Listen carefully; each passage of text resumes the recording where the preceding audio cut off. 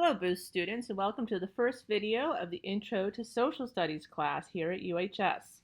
I am Miss Tully. I'm one of the social studies teachers here at UHS, and I will be teaching you all about social studies at this school, including what classes are offered, how to be successful in those classes, and also a mini lesson on a popular historical topic so that we can practice some of our social studies skills. I really wish we could all be together in person, but I think we can agree that the classroom environment is just not safe right now, even though it is a lot more fun than a video. So for right now, we're just going to make the best out of what we are allowed to do. I'm really glad that all of you have taken time out of your summer to participate in the Boost program. It's definitely one of the UHS traditions. It is something that many of our students participate in, and often they are very, very grateful that they took the time out of their summer to participate in Boost. So for social studies, we're going to have a series of videos, I think about 3 videos. I encourage you to watch each video in the series, and after each video to complete the assigned homework that I am going to tell you about before you get to the next one. I know it may not sound exciting to do homework in the middle of the summer, but this is not going to be very much time at all in comparison to the normal school day. And also, by watching the video and doing the homework, you're going to get the best experience possible, and you will feel more prepared to start your freshman year at UHS in the fall. I'd like to start off first by telling you a little bit about myself. This is what I would do in the classroom and on the first day of school, because I think it's really important that the teachers and the students get a chance to get to know each other. So even though I am not able to talk to each one of you and see you in person, this way you can at least learn a little bit about me and what I do at UHS. All right, so first, I was born and raised in Tucson, probably like many of you. In fact, my family has lived in Tucson since 1860. That's like when the Civil War started. And Tully Elementary, which is a school in TUSD, is actually named after my great-great-grandfather. I went to college here at the University of Arizona, and I studied theater education. Yes, my first love was theater, and so if you're a theater nerd, I'd love to chat about that, but history has always been a close second for me as well. After college, I graduated college in 2008, and after that, I moved to Seattle for a few years to work in the theater industry up there. And also during that time, I took some more college classes at the University of Washington so that I could teach history as well as theater. In 2010, I decided to move back to Tucson, and shortly after that, I began working at UHS. Currently, obviously, I still work at UHS, and I'm pursuing a master's degree in education from Northern Arizona University. So I have actually taught at UHS for about 9.5 years, but one fun fact about me is that my mother also taught at UHS. She taught here for 26 years. She's been retired for a couple of years now, but if you have any older siblings or parents who went to UHS between 1990 and 2006, then they may have had my mother for English. She was also Miss Tully, but like I said, she taught English instead of history. She was an excellent teacher too, I must say. Anyway, the primary class I teach at UHS is AP European History, but I have also taught AP World History. I've been very active in the UHS community, and in the past, I was the student council sponsor, and I've served as the site council chair. However, my pride and joy is the UHS Travel Club. I founded this club in 2013, and every year since, we have taken students traveling internationally during the summer. In 2017, we added a trip to New York City for our AP Art History students, which is run by Miss Sheets, our AP Art History teacher, and now Miss Sheets and I run the club together. We have been to many different locations in Europe, Italy, Greece, Spain, France, England, Germany, Austria.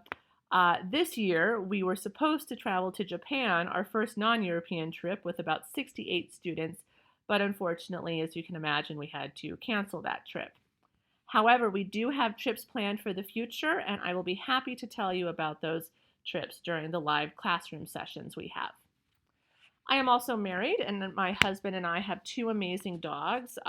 My husband is a financial planner, but he used to work at Basis Tucson North. His name was Mr. Owner, and he taught chemistry. So if any of you went to Basis Tucson North, then you might have had him as your chemistry teacher. My husband and I love our two dogs, obviously. You will quickly learn that I am obsessed with dogs. My dogs are Bowie, who is 2, and Trixie, who is 12. I've had both of them since they were puppies. They love going on adventures to mountains and lakes and even the beach, and they also love to cuddle. Here are a few more pictures of Bowie and Trixie going on adventures or celebrating Christmas or cuddling on the couch, several of their favorite activities.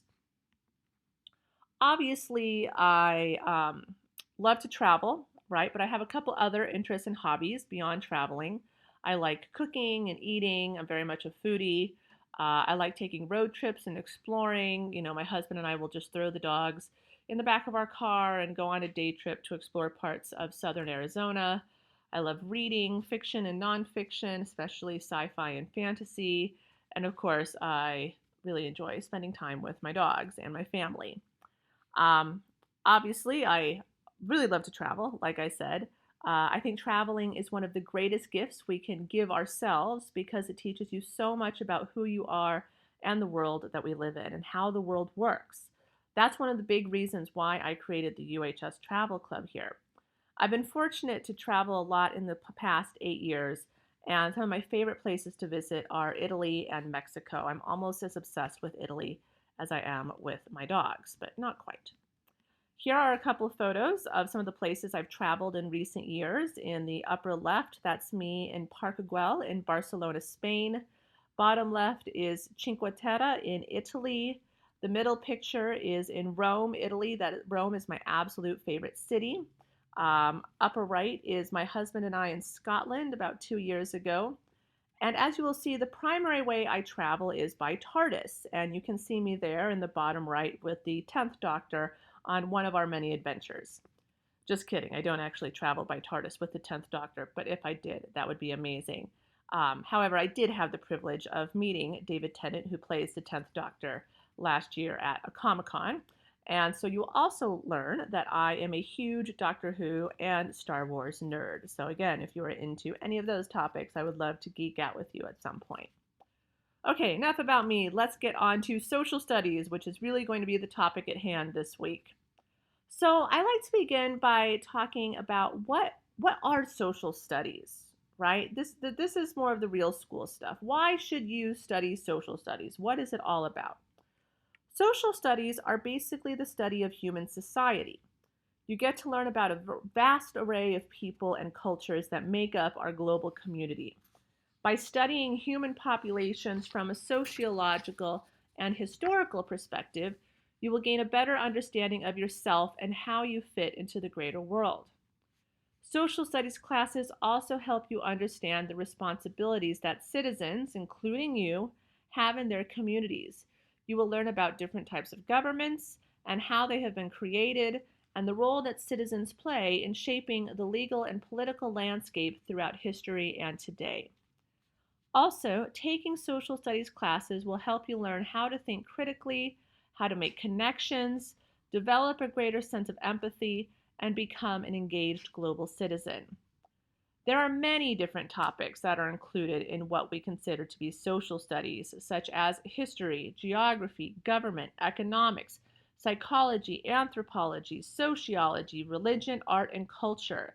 These subjects do not stand alone, right? They're not isolated from each other. They're connected, they overlap. And that's one of the things that's so fascinating about social studies is that even when we study history, we are also studying geography and government and economics and religion and art and culture and so many other things just in that study of history. So UHS offers classes in several of these subjects, both as our core social studies classes and electives. We will learn about the different social studies classes offered at UHS during our live classroom session.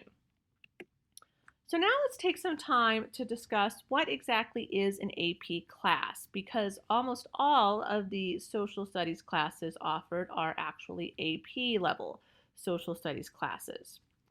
So AP classes stand for Advanced Placement. They are entry-level college classes that are offered at the high school level. Because they are called advanced placement, these classes are generally considered to be the highest level offered in any given subject while you're in high school. So, for example, in a normal school setting, you might see regular history, honors history, and then beyond honors history would be AP history. The AP courses and exams are developed by a nonprofit institution called the College Board. The College Board is also in charge of the PSATs and SAT exams, so you'll become very familiar with the College Board during your time in high school. An AP class is considered college level coursework. It is the equivalent of a college freshman or sophomore level class at a collegiate institution. Also, there is a cumulative, that means an exam that's based on all the material at the end of the course, usually in early May. This is much like a final exam you would take in a college class. However, if you score well enough on this AP exam, then you can receive college credit for taking that class while still in high school. The benefit of earning college credit is that you save money on tuition, and we even have some AP UHS students who have so many AP credits that they begin college as sophomores and can spend less time in college as an undergrad.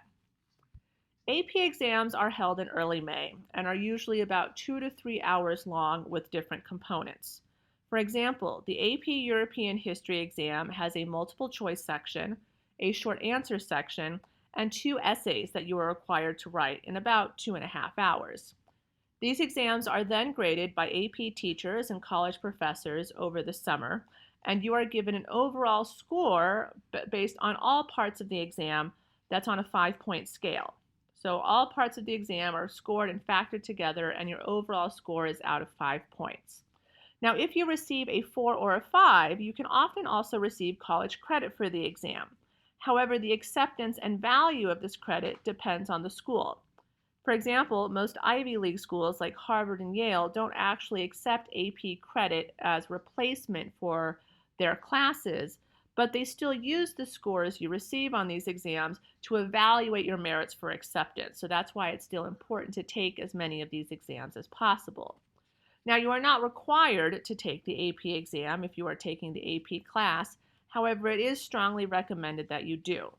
So if you have more questions about AP classes or exams, we can definitely discuss that during the live classroom session. At this point, as soon as I'm done explaining this slide, I'd like you to pause the video and take a few minutes to think about the following questions. We're going to have a couple opportunities where I ask you to stop and think about things. So feel free to write down your responses. Now, if we were in class, I would ask you to turn to the person sitting next to you to discuss your response. So if you're watching this video with a parent or a sibling, feel free to discuss your responses with them. So on this slide, I'd like you to consider the following. What is one concern you have about taking an AP class? What are 2 things you can do to be successful in your AP classes? When you have finished thinking about writing down or discussing your responses, go ahead and start the video again and continue with the lesson.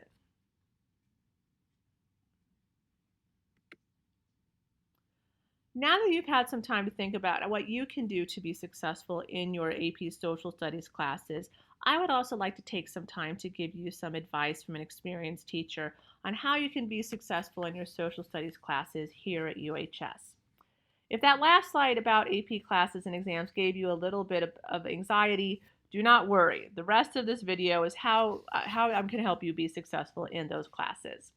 There will likely be some topics that I cover that will overlap with other Boost classes, such as your study skills class or the history of UHS class and its note-taking strategy. And that's okay, because it's good to make connections and reinforce these type of good study habits. However, in these videos, I am going to talk to you more specifically about academic success in your social studies classes. So I have 3 big tips here that are really not limited to social studies, but of course are very important and relevant. My first tip is to keep track of assignments. Use a planner and write down the assignments and important dates. So again, use a planner. Write down your assignments and important dates.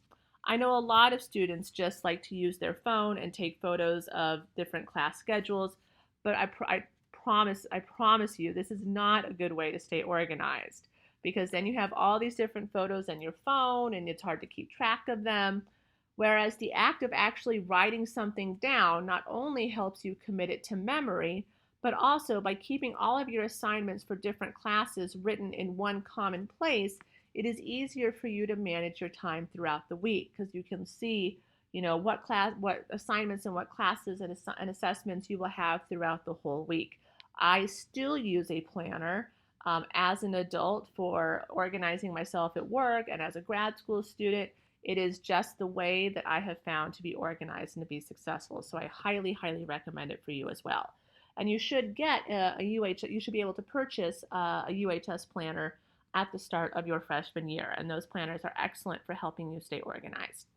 Which brings me to my next topic, which is to stay organized. It is also very important to keep track of all of your physical assignments, notes, and handouts for your social studies class because all of these will come in handy when it is time to study for the AP exam in the spring.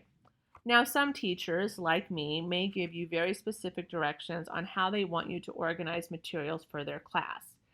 But even if you don't get those type of instructions from a teacher, at the very least, you should have a designated binder or folder or notebook that you use only for that class. So for your freshman year, you want to make sure you have a system for organizing just your AP Human Geography stuff.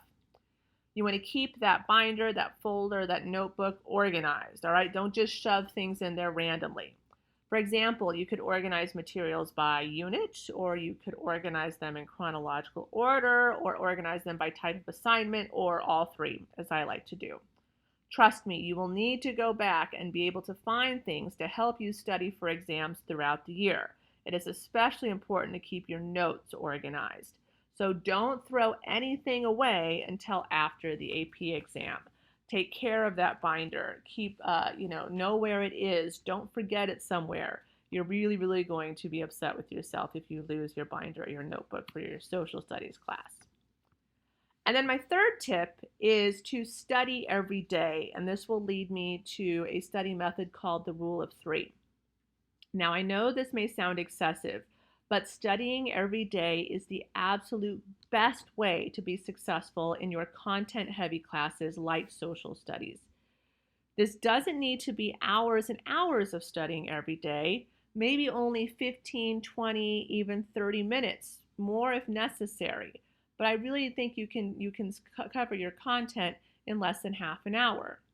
If you take time to study a little bit every day, or at least every few days while the content is fresh in your memory, then you're less likely to have to pull all-nighters and study for hours and hours right before the exam, which also is not a great study habit and makes you tired so that you're less successful on the exam.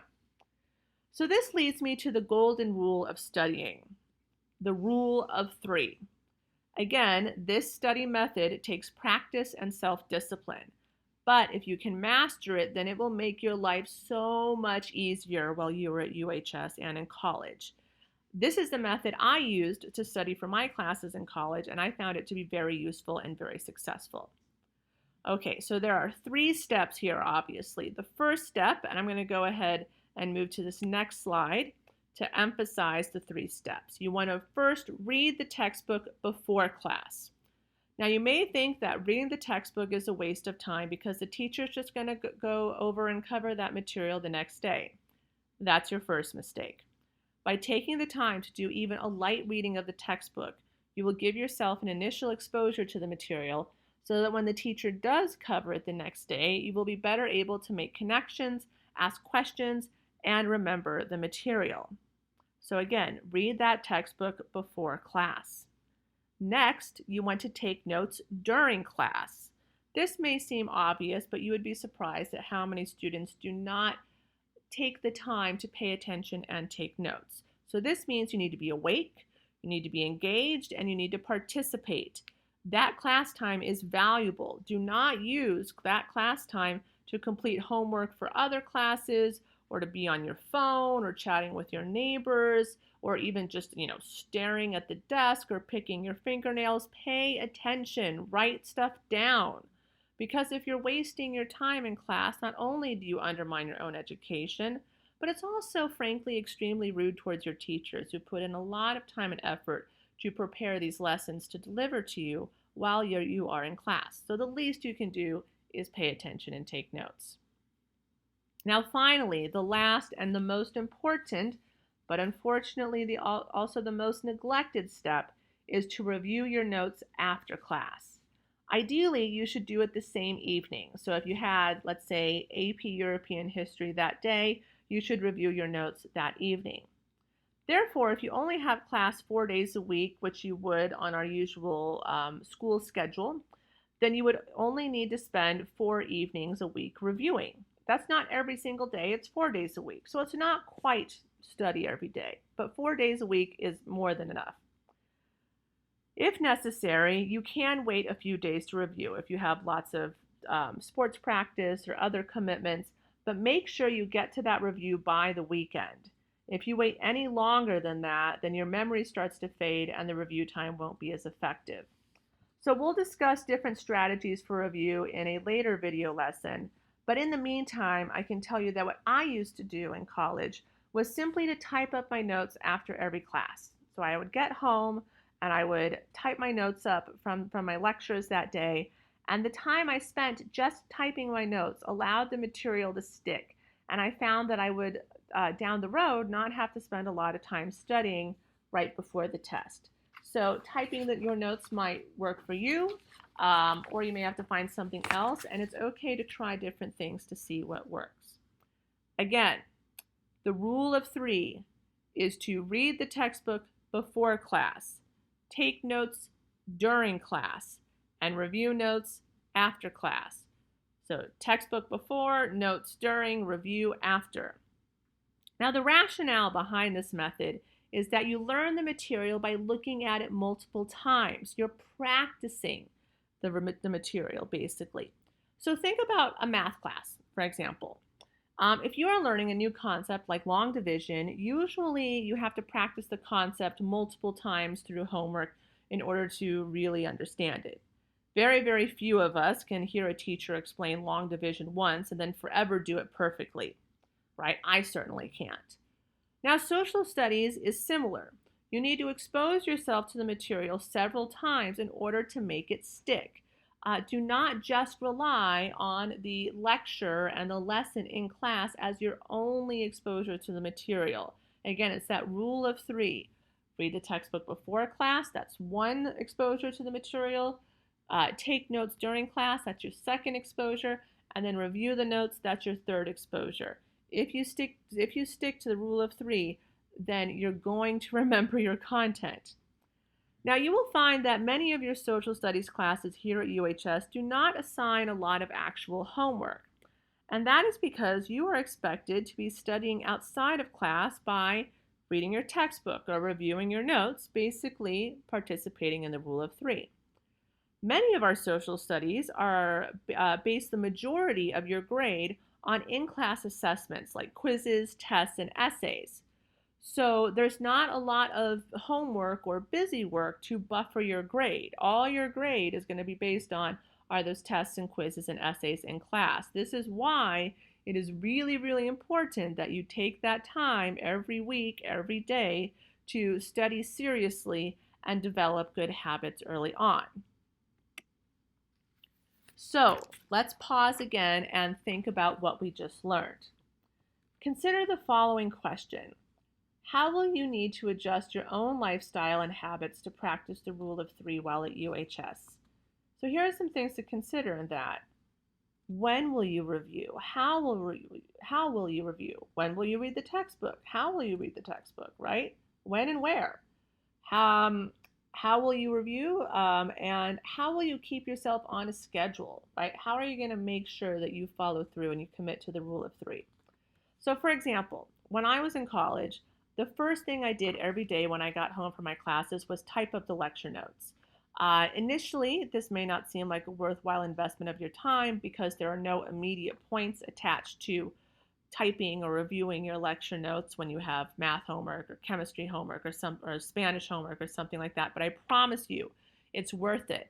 And so that's why I always did it first, just to get it out of the way. And by typing out my lecture notes first, I always make sure I had time for that review before I moved on to other assignments. So think about how you are going to structure your day, your schedule, how you're going to make adjustments to your lifestyle so that you can practice the rule of three and be successful. Again, take a moment to think about this, chat about it, write it down, pause the video while you do, and then when you are ready, we will keep moving on.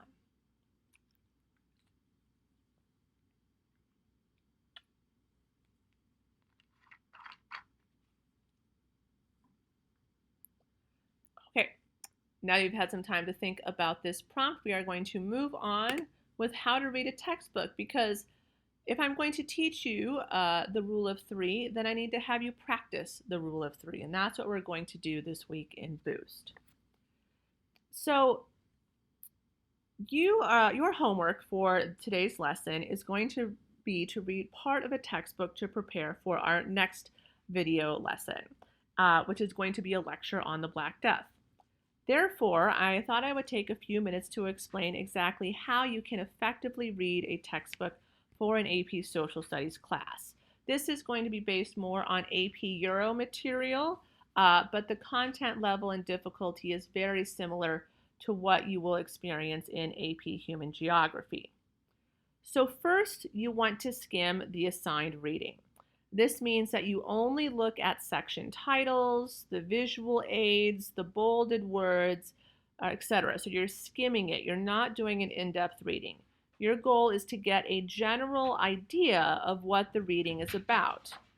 Skimming the chapter helps you map out the reading and get a sense of how long it is, what it will cover, and how it is structured. It's kind of like creating a roadmap for the reading. When you are ready to start reading in depth, start at the beginning of the assigned reading and work section by section.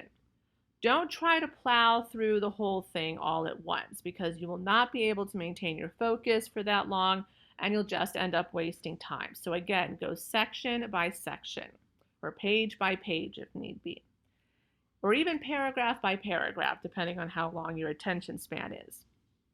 In each section, pay attention to the first and the last sentence of each paragraph.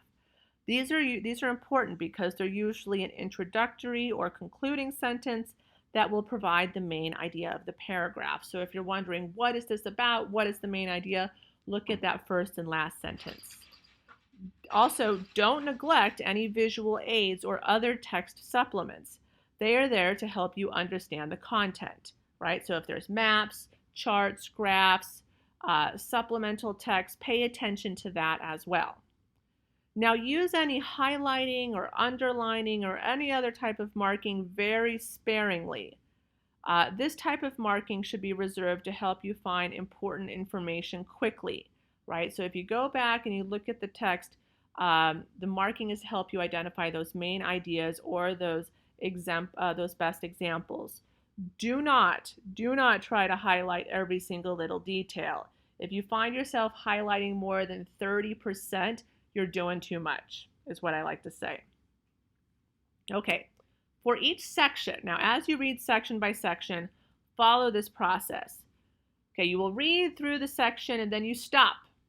Don't keep reading after that, okay? Take a break. So you read through the section and then you stop. And then you think about the section. What were the main points? What were the key ideas? You may need to go back and reread small chunks if necessary. Then take a few minutes to write, to summarize the main points and key ideas in your own words. You can even use a few bullet points for some of the best examples, but do not rewrite the entire section. So basically, section by section, the process is to read, think, write.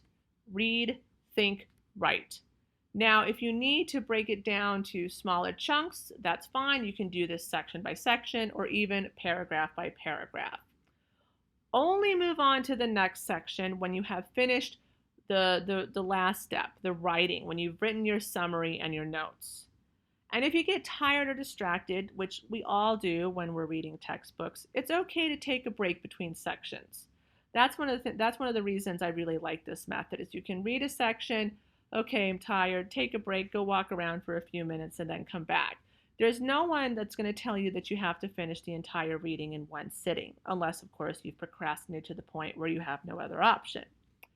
So trust me, I still use this method of reading textbooks in my current graduate school classes, and it is effective. This is the better way to learn an academic text.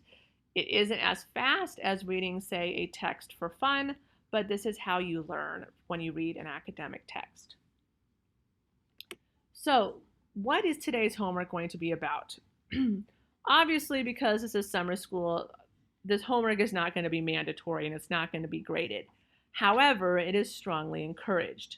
You will be expected to read your textbook from the first week of your AP Human Geography class at the start of freshman year, so it's a really good idea to practice this textbook's reading skill now over the summer. On the Google Classroom for Boost, you will find a document that is the copied pages from an AP Euro textbook. You will also see another document titled the Textbook Note-Taking Guide. If you can, print out both of these documents to complete the assignment. You will read through the copied textbook pages and then you will take notes on the note-taking guide. So you're going to read through each section like we discussed. Read, stop, think, write, and then move on. After each section, you're going to write a one-sentence summary of what that section was about. And I'm limiting you to one sentence because I don't want you to overwrite and spend too much time on that.